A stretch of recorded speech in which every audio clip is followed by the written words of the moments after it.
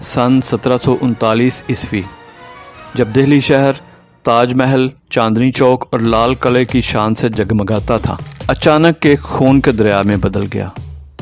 ایران کا بادشاہ نادر شاہ، ایک فاتح، ایک قاتل، یا شاید تاریخ کا سب سے سفاک حملہ آور، اپنی لاکھوں سپاہیوں کی فوج کے ساتھ دہلی کے دروازوں پر آ پہنچا، اور ادھر مغل بادشاہ محمد شاہ رنگیلا بے بس، خوفزدہ اور بے اختیار۔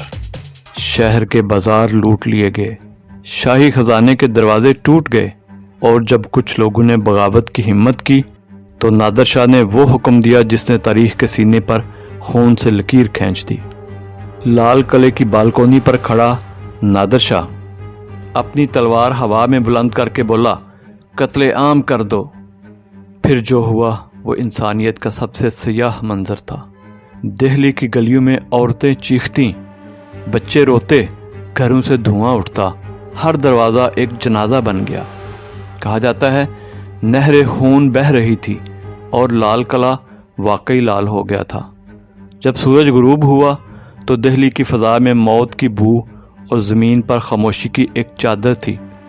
ایک ہی دن میں 30,000 سے زائد جانیں مٹی میں مل گئیں، اور نادر شاہ کے خیمے میں کوہ نور اور تخت طاؤس رکھے جا چکے تھے۔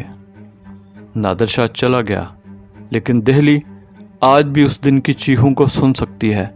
ان دیواروں میں آج بھی وہ صدائیں گونجتی ہیں جنہیں تاریخ خون کا دریا کہہ کر یاد کرتی ہے۔ یہی تو ہے ہسٹری گاٹ مسٹری۔